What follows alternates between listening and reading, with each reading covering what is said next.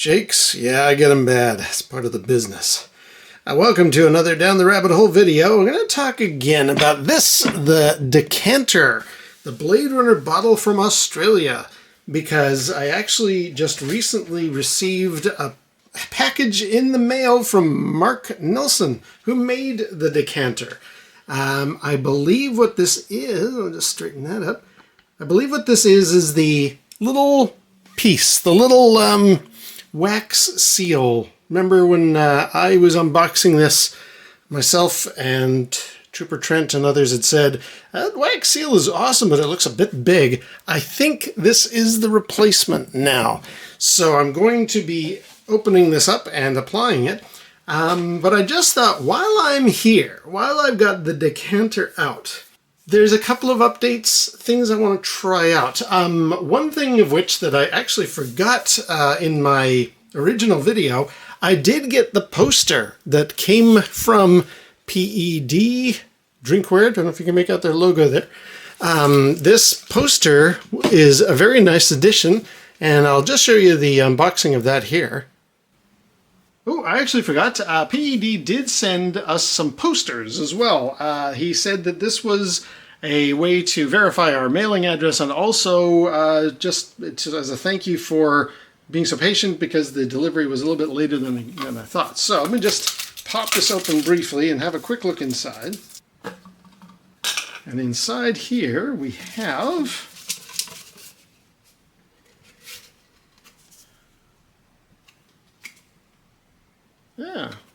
the business card of the person who actually did the artwork. This is the picture of Rachel that was on the inside of the box, or yeah, inside the shipping box, just made as a proper poster size. And, oh no, I'm wrong. There is what the bottle is going to eventually, well, there's what the bottle is eventually going to look like there. That's a very nice bit of artwork. I like that. Okay, well, that is a very nice thank you. And I very much appreciate it from P.E.D. Cool. All right, as I say, let's get on with the next step for the bottle.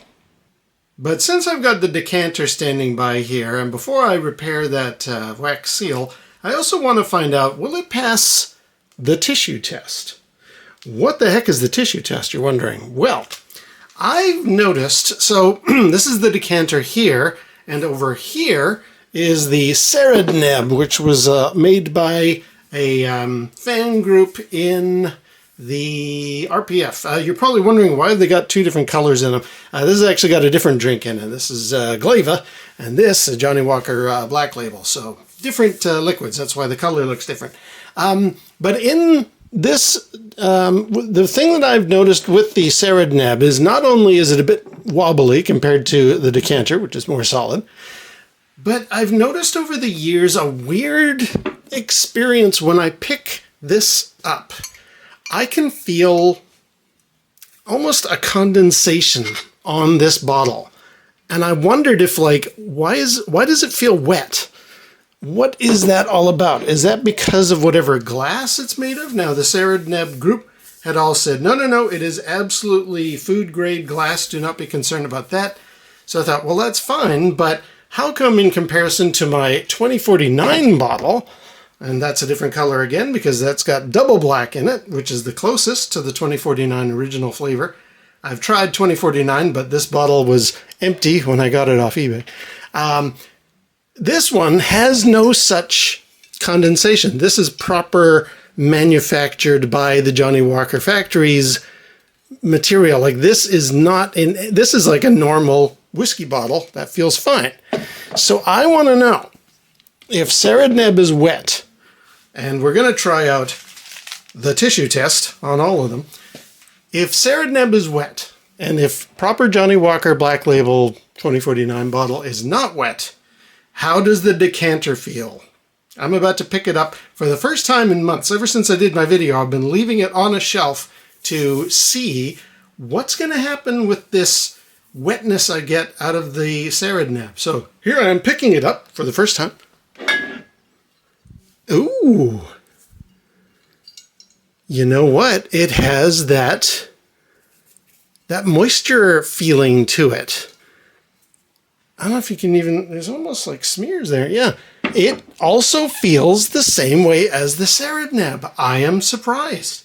Now, I'm not worried about that. I know this is a safe to drink vessel. There's nothing wrong on that front, but I find it really weird that this moistury, condensation-y type feeling, which I had always put down to the Ceridneb just not being very well made, is actually happening with the decanter. It's got that same moistury type feeling. And the only way I'm going to be able to explain that or describe it is by getting out a tissue, and I'm going to try and whack it against the thing and hope it sticks, because that's about the best way I can describe it. The Johnny Walker Black Label 2049 does not feel that way. It feels like normal glass, because it's made by them. And another good example of a proper factory-made bottle that does do this, the Atari joystick decanter. This is made of borosilicate glass. I know from the manufacturer that that's what this one's got in it. And I'm weirdly relieved, I guess, to report that even the Atari joystick decanter has that same condensation-y feeling. Like it's a wet, it slips like it's sweating. That's about the only way I can describe it. These three bottles are all making that weird feeling in my hands that they are, I don't know, I would be concerned to say they're leaching through the glass, but I know this one made by Atari, and the actual designer of this joystick bottle got in touch with me after watching my video. They assure this is borosilicate glass, totally okay to drink out of. This one from the makers, the Ceridneb group said it is food grade glass that you can drink out of, and even Mark of the 550 P.E.D. drinkware group, he said, yes, this is absolutely safe to drink. I don't know if he mentioned it's borosilicate or not, but regardless, to my hand at least, this one feels wet, this one feels wet, and this one feels wet, but this one does not. Go figure. So let's just do this little experiment. I don't know if this is gonna work, but I'm gonna rip open a thing of tissue here, get out one very soft, and now this may or may not work. This is the only way on camera that I can actually, I hope, demonstrate what my hands are feeling. Because obviously, unless you reach through the glass, you're not gonna see or be able to understand what my sensation is in my hand unless I do this. So let's see if my theory works. Okay, let's start with the most guilty culprit, the Ceridneb. It absolutely has a wet sensation to it. So let's get it so it looks a little bit nicer. And let's just see if I try to flick this, will it stick?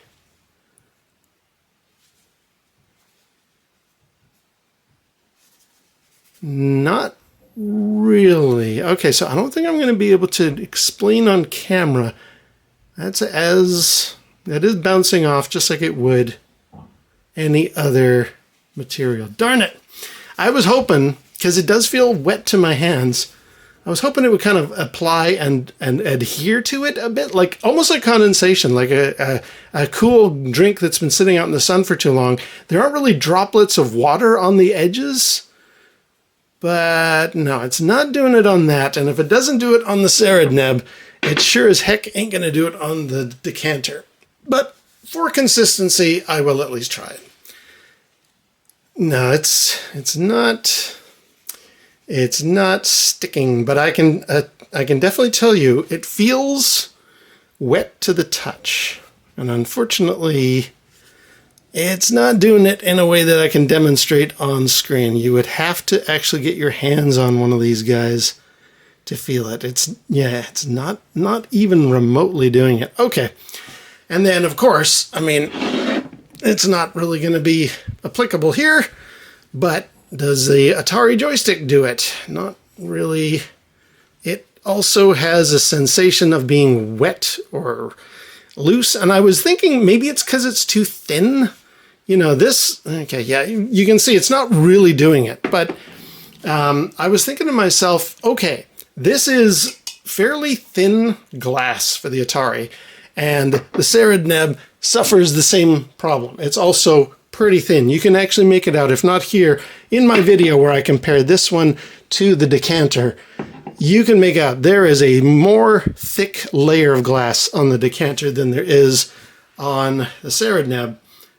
Almost on par with what you get with this actual 2049 bottle.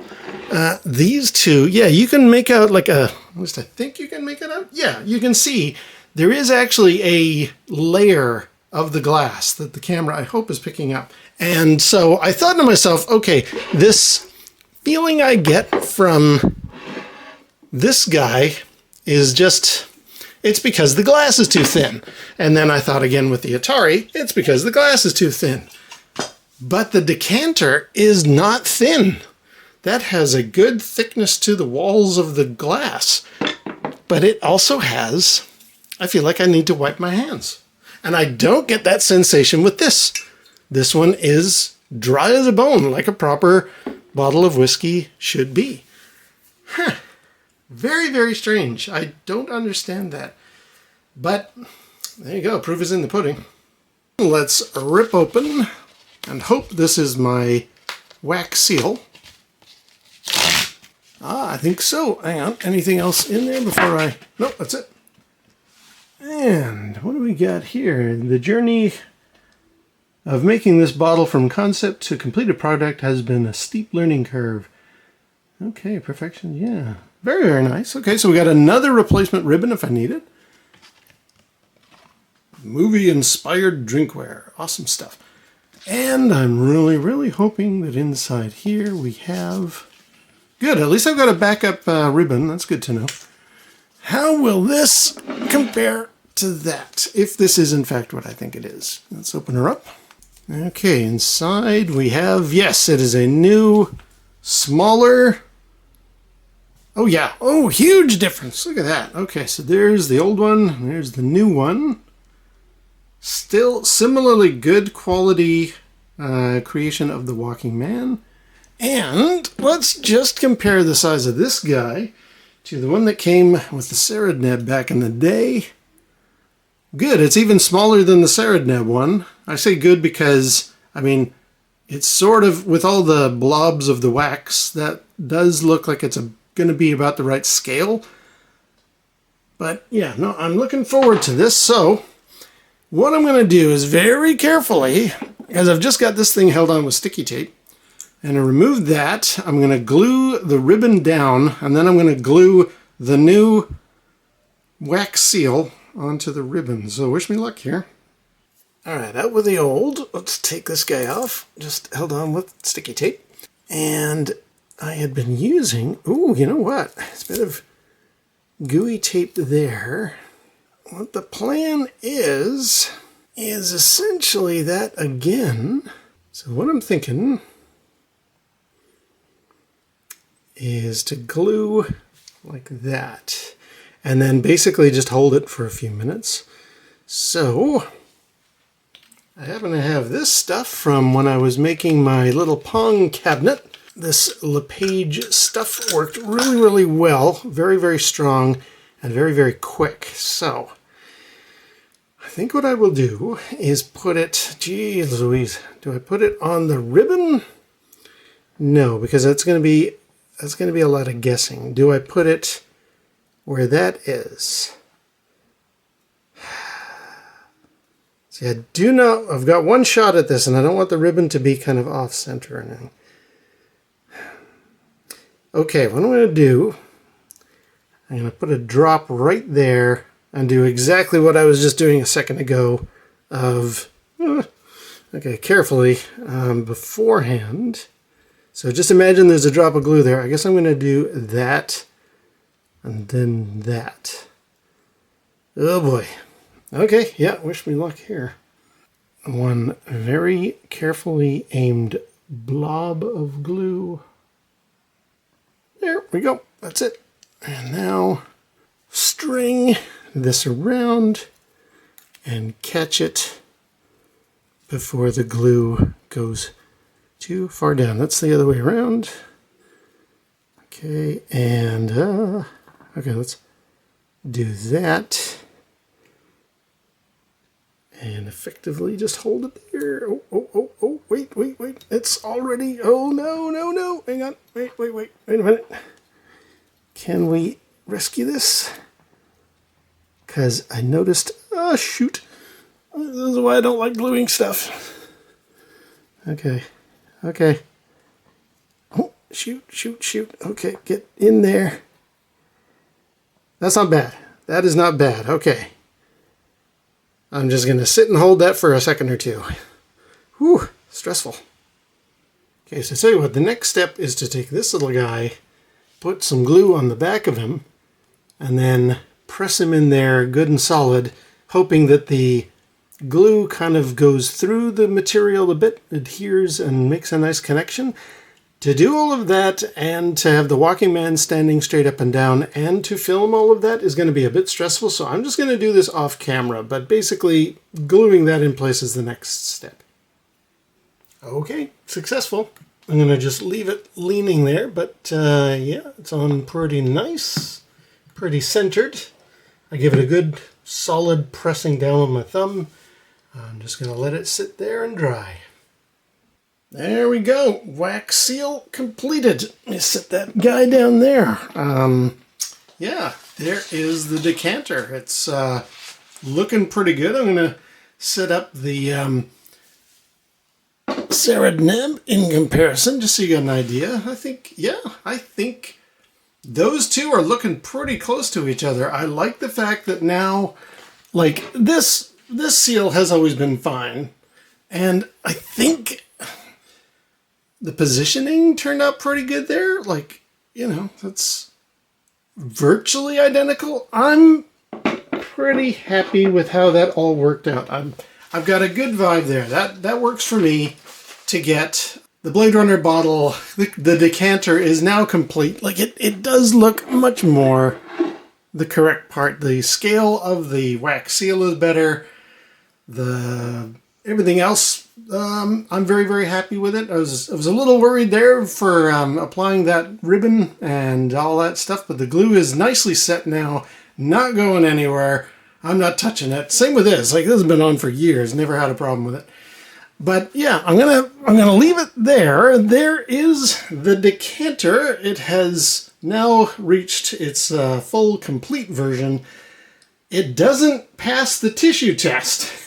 I'm really surprised. I don't know what it is about third-party glass. It has this weird condensation-y, almost sticky kind of vibe to it, unlike my 2049 bottle, but the Atari one proves that is a known thing, and that's fine. Yeah, I'm pretty happy with that. Again, there was no other way for me to explain this condensation experience other than trying to do a tissue test.